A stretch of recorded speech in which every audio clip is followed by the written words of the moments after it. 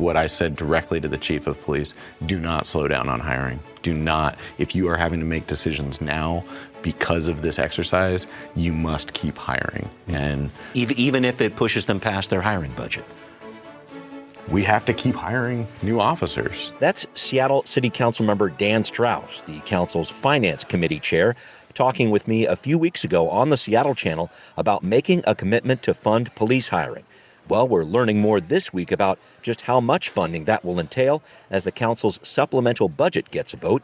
We're also getting an update on Seattle's infamous Nude Beach, and I guess we're getting caught up in this too, Jimothy the Raccoon making it onto the Seattle City Council's agenda as well. Who knew? It is the lazy, hazy, crazy days of summer. Emphasis on crazy this week on Seattle News, Views and Brews, your coffee break political podcast. I'm Brian Callanan. I'm a host on the Seattle Channel. The views expressed here are mine, and I am with my friend and co-host, David Croman, City Hall reporter for the Seattle Times for another week or so before he joins KUOW as a host on its Soundside program. David, it is a smoky time of year. I think you may have noticed. How are you doing on the scale of enjoying breathing versus not enjoying breathing right now? Although I guess we always should enjoy breathing. Maybe I put that the wrong way. Yeah, it's pretty. I don't know where I'm sitting. It's pretty low key, maybe a little yellow. Though the vacation I'm taking between jobs is to Ontario, to Northern Ontario. Oh, dude, right up into the fires. Oh my goodness. Okay. So we'll see how that goes. We're flying into Toronto and then driving up north to go to this lake that my wife grew up on. Oh wow. So, we'll see how that goes. That will be the real test of our lungs. Yeah, well, they'll probably have you parachute in with an axe or something like that. Sounds like quite a trip. Well, David, thank you so much. David's going to be wrapping up his time on the podcast with me next week. I really appreciate all your work on the pod, my man. Thanks also to the background noise sponsor for the show, City Grind Espresso, on the first floor of City Hall. John, thank you for the support. Everybody else out there, become a patron on Patreon, please. Giving levels start at just $5 a month. You get access to Patrons First podcast. You get a snazzy-looking decal, too, like this. Please head to Patreon, become a paying member.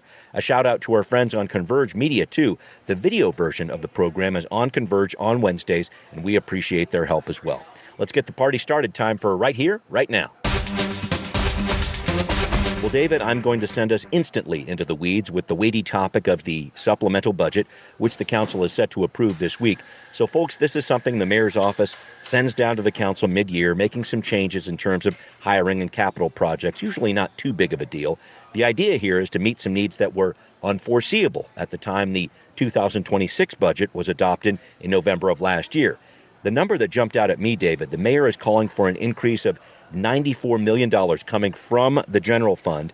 About $84 million of that is because of the cost of the new contracts for the city's police union. So I want to look at kind of what's happening now and what's going to be going on in a few months as the mayor is required to present a balanced budget. How big of an impact is police hiring going to have? Yeah, I mean, significant to the point where people in the analysts in City Hall and from the police department were saying, look, I mean, we don't necessarily have the funding for this, and we may have to pull back on the amount of hiring that we're doing if we don't get new funding. And so, if you look back on the last several budgets, SPD has been the budget that has grown the most, even as other departments have seen reductions or maybe even plateaus.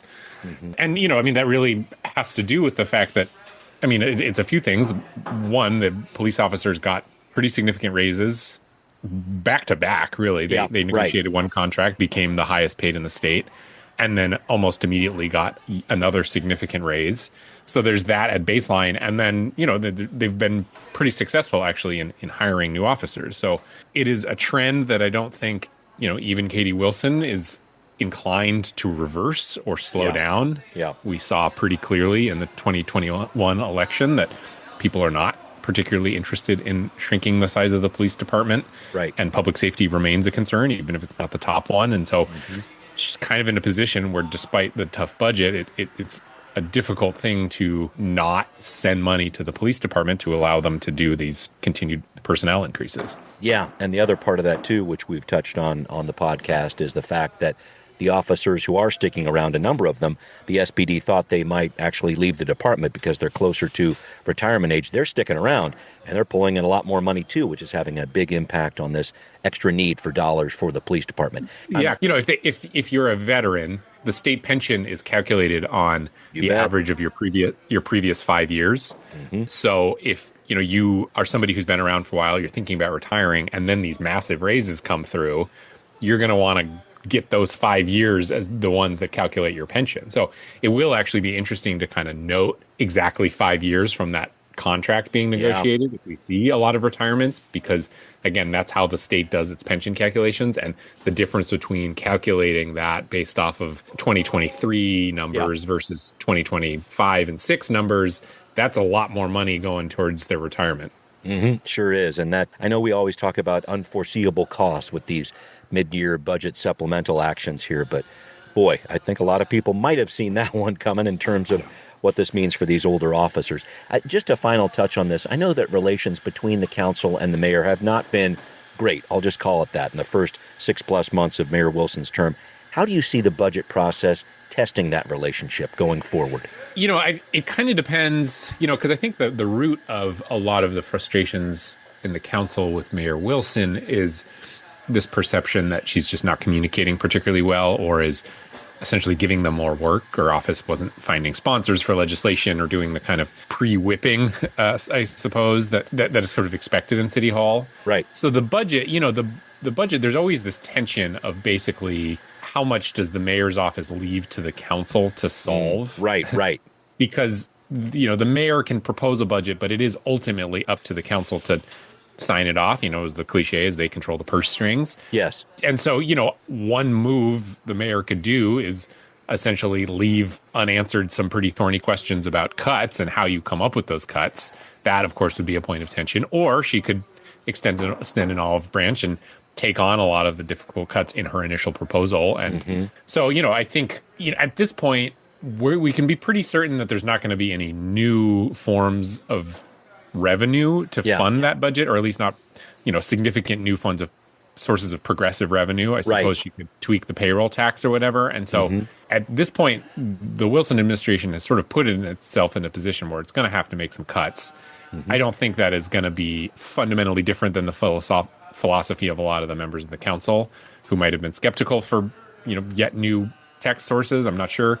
Right. So, she's going to have to make some hard decisions one way or the other, but it's just how many hard decisions does she leave to the council, and how much money does she leave them to fund their own priorities is the other piece. I was going to say, because that usually is the mark of a mayor too. They'll leave just that little bit of room where council members can kind of pull things into their own district, et cetera. I just don't think there's a lot of fat to do that this year. So, going to be a tough process. Again, expect to see the mayor's proposal for a budget towards the end of September. We'll keep an eye on that. I did want to talk about another difference of opinion, I think I can call it that, emerging right now between the council and the mayor, and I think between council members themselves, following up on a story we brought you last week about the FEP levy, Families, Education, Preschool, and Promise levy. So the mayor wants to provide universal school meals for kids in Seattle for the next 2 years. The state is supposed to pick up that tab starting in 2029 when the millionaire's tax will start getting collected. So last week, and we talked about this on the podcast, Councilmember Foster, Council President Hollingsworth co-sponsored an amendment to delay that universal school meals program by a year, as well as some other cost savings. They would save about $4 million. Foster and Hollingsworth want to put that into a food voucher program to provide food during weekends and school breaks for kids, not over the summer, however. This has appeared to be, to me, David, a tough issue for the council to sift through. Councilmember Saka in the committee was a no on this plan. Other council members weren't really offering an opinion. Just a thought on this. Where do you see this plan from Councilmember Foster and Council President Hollingsworth going? We're recording this before their vote. I just wanted to get your take on it. Yeah, I don't know. It's sort of hard to gauge because, it is a balancing of how you think about programs like this. I guess you could call them welfare programs. That has some, I think, derogatory connotations, but that is basically what they are, which is, do you make them universal, or do you try and target them toward individuals who you think might need them the most? Right. You can see the pros and cons of both of those. The pro of making it universal is you don't have any sort of awkward application process. There's no stigmatization. The rollout can go a lot faster. You just, do it. The voucher program, you got to qualify, and there's some bureaucracy. And, of course, being somebody who gets the vouchers versus somebody who doesn't, there's some kind of stigmatization there. And I think that kind of what the debate is around, essentially. So I don't frankly know where they end up here. Yeah.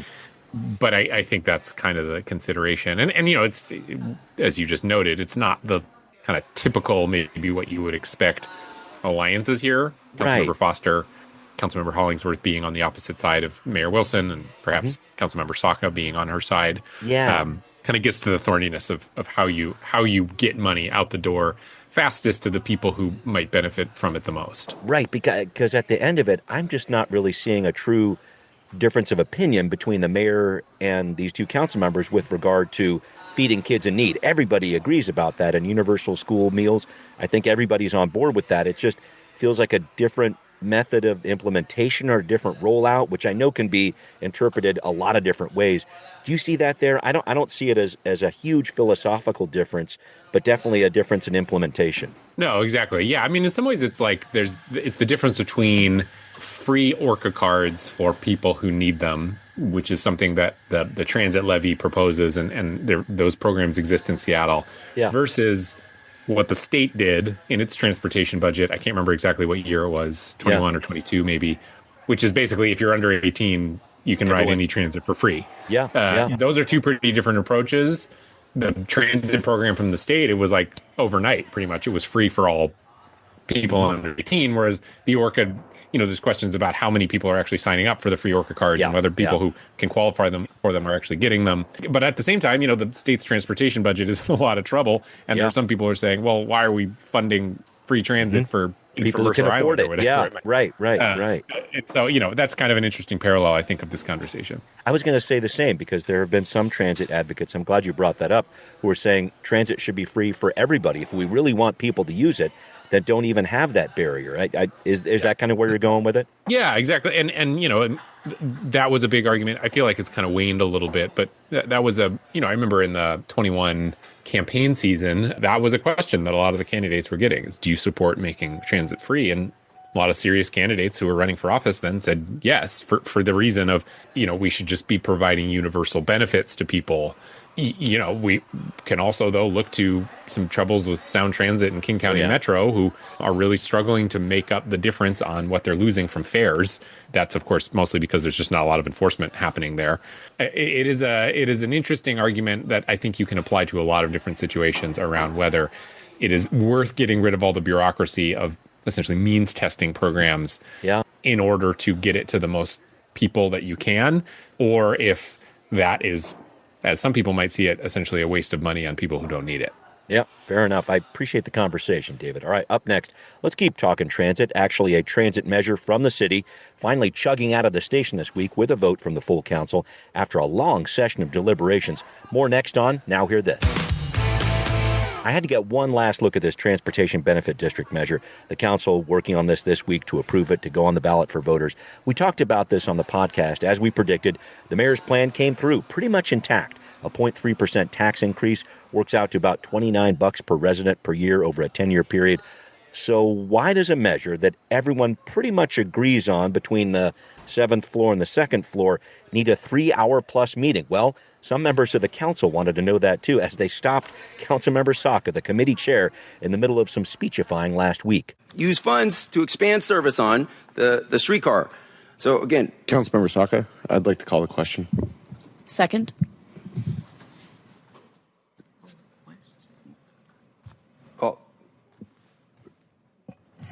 To call the question is to end debate. If 2/3 of members agree, then the council will then proceed with a vote. All right.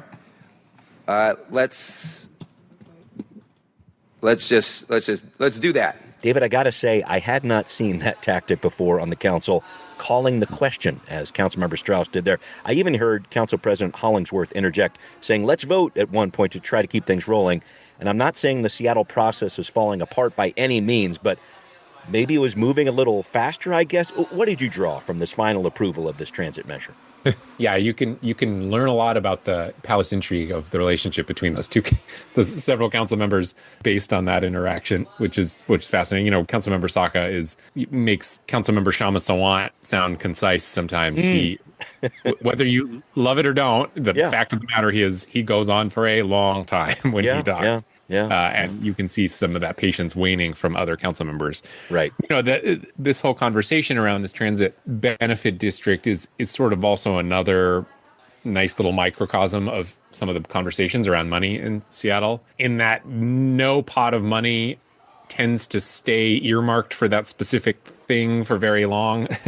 You could talk about Jumpstart, as I think we have in the past. Yeah, You yeah, could talk yeah. about Jumpstart was supposed to be for just affordable housing, slowly becomes something bigger than that. The sugary beverage tax. Yes, right. That becomes so I think there's some of that pressure happening. There's certain council members who feel like they have specific priorities that they want to deliver on, that they talked a lot about. In the case of Councilmember Saka, who has been the chair of the transportation committee, that's security on transit and That's right. and sidewalks and improving potholes and things like that. Yeah. Whereas Mayor Wilson and I think some other members of the council would really like this transit hours measure to really just be a measure for transit hours.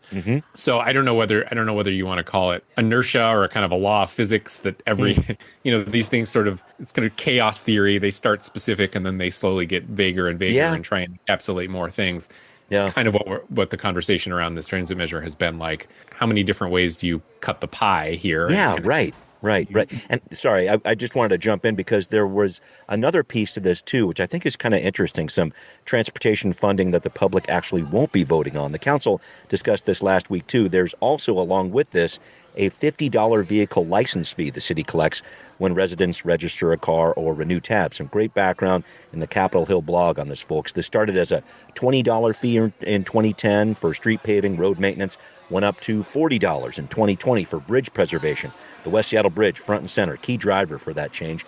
Then the council increased it in 2022 to a state maximum of $50, with more dollars going into sidewalks and walkability. So only the sales tax that the Seattleites are voting on will be going towards transit service. But David, I just thought it was interesting to see this car tab get bumped up too. This fee, it got bumped up.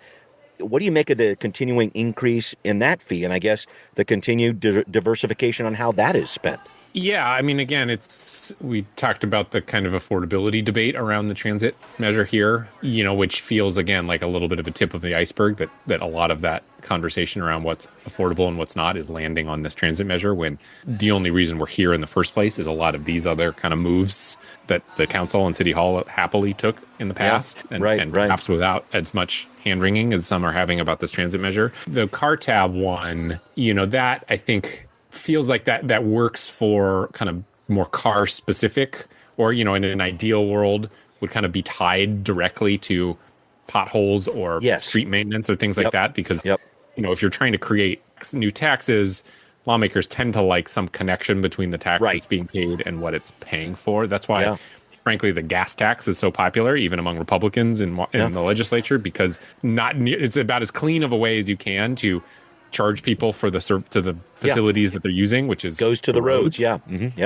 I think in an ideal world, that's how this car tabs one would work as well. But again, it's Seattle, so there's the specificity of how the money is spent tends to get muddled pretty quickly as people bring their own priorities in. And in a time of shortage, which is what we're in right now, this is not 2015. Any extra dollar is going to create a fight. You had me at It's Seattle, David, for sure. Yeah. I did want to give you some props, though, for continuing to follow the nude beach story of Denny Blaine Park. Make sure you're tracking this in the Seattle Times, folks. Yeah, I know. It seems like it. So this park on the east side of the city, long been known as a nude beach and a safe space for the LGBTQ community, has been at the center of a legal battle for the past year or so. And David, it sounds like the judge said the city has to do more to prevent lewd behavior, but he did not say the park should be shut down, which a number of neighbors were calling for. So who won this legal fight? Where are we here? Yeah, it's interesting because I think technically the neighbors near the park won, or at least if you read the ruling, the judge in the case essentially agrees with them on every point. He decided, this is not just typical legal nudity, that the activity that's happening near this park qualifies as a public nuisance. There's a bar in the state law that says essentially if you can be naked in the state, but it can't be cause affront or alarm or basically be seen as obscene. So here you have the judge saying, this crosses the line of affront or alarm and qualifies as being obscene. It's a public nuisance that the city needs to handle, all of which are the arguments that the neighbors are making. Yeah. But in the one that mattered the most, which is, will this park stay open to people to go there and be naked? He said yes. And so even though philosophically he seems almost in perfect lockstep with the neighbors who are suing over the city, the result is you have City Attorney Erica Evans and some people who are in support of continuing to use this beach as a nude beach, celebrating the ruling as a win. It's interesting, I was trying to imagine if there's ever been a case where the plaintiffs essentially won on the arguments, but then still sought out an appeal, because it would be interesting to see if they wanted to push this any further to try and get this beach closed. I don't know that that's actually a thing you're allowed to do or not, but it had crossed my mind. Well, it almost seems like there could be another case coming out of it, because this whole idea of holding the city accountable for different situations that happen in the future, that feels like the focus now, right? And I know a lot of neighbors are going to be keeping a sharp eye on this and saying, hey, we've got this ruling on our hand. The judge said that the city has to follow up on this and make sure that it's preventing lewd behavior. What is that going to look like? Any thoughts on that? No, and it's interesting because in some ways his conclusions are not altogether dissimilar from the same conclusions he came to almost exactly a year ago. A couple months after they brought this case, he made a temporary ruling as the case was proceeding to trial, basically saying, City of Seattle, you haven't done enough in this park. You have to come up with an abatement plan. Yeah. The city came up with an abatement plan. They installed this fence between the upper field and the lower field, and they put up some more signs, and they directed some more enforcement resources. This ruling is, again, it's hard for me to tell exactly what he's saying here that he didn't say a year ago. He's saying the same thing. You have to come up with a plan to fix this. There's a little more specificity. He's saying the city has to put up some buffers between the park and the neighbors. But it is sort of like we're in the same position before. So you could see that perhaps the neighbors, after a year or so, if they think enough hasn't been done, could come back. They wouldn't necessarily need to appeal. They would just kind of reopen this case and come back to the judge and say, hey, we don't think the city's followed your order. He might agree. And then at that point, he could possibly close the park. But I think it'll be at least a year of testing out whatever this abatement plan is before it comes to that. Yeah, and we've got a few more months of summer left, so we'll see where that goes. All right, well, coming up, everyone else is talking about Jimothy the raccoon, so why not us? And yes, of course, there's a Seattle City Council connection. Find out more on What's Next. Okay, folks, if you haven't been asleep under a rock, you have seen the video, the photos of Jimothy, the raccoon who appears to have a condition called short spine syndrome. Compact little creature, pretty cute, appears to have adapted to its condition quite well. The videos have gone viral of this animal who lives around the Ballard Goodwill, got the name Jimothy from a Ballard neighbor there, and of course, Seattle City Council member Alexis Mercedes Rink has plans to make a proclamation at noon on Sunday, July 26, proclaiming it the Jimothy Summer. So, David, I got to ask, a Jimothy Day makes sense to me, but proclaiming the entire 3 months of summer, maybe more like 2.5 in Seattle, but still, is the Jimothy proclamation too expansive? What do you think? The risk is, here we go. Jimothy is still a raccoon. We need to remember that just because he has a short spine does not mean he's not a raccoon. Okay. And for anyone who knows anything about raccoons, they can be vicious little creatures. They attack pets. I've seen a lot of dogs and cats that have been maimed by raccoons. Yeah. They get into trash, they make a mess. So the real test of people's devotion to Jimothy is when he is no longer able to be anthropomorphized as a cute little thing. And people remember that he's a wild raccoon. Yeah. So that's just what I'm waiting for. If we declare the whole summer the Jimothy raccoon or the Jimothy summer, and then he kills someone's cat, we'll have to have some uncomfortable conversations. Oh, boy. Jimothy Yeah, we'd have to rescind the proclamation. I hope not. I hear what you're saying, though. What is it about this little critter that has people so enthralled? What's your take on it? Yeah, I mean, that's so the first one is my cynical take, and I would say realistic take. Gotta start with the jab. That away, David. Yeah, the sentimental view on it is living in nature in the wider world is not kind to beings that have disadvantages. We as humans try and smooth out those disadvantages, and as we should. For animals, they aren't often afforded that chance. And so I think there's something really are killed and eaten. Yeah, you're right. Yeah, that's, to put it bluntly, yes, they are killed and eaten or run over by a car or something like that. Yeah. So here you have this raccoon with a disability that's not only still surviving, but seems to be doing quite well. It's a plump-looking raccoon. He's clearly eating.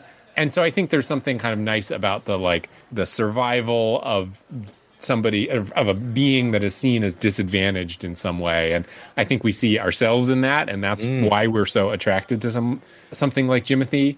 I do end up going back to, remember, he's a raccoon. Yeah. Raccoons are what they are. They're pests. Don't feed your raccoons. We don't want to get them dependent on human handouts.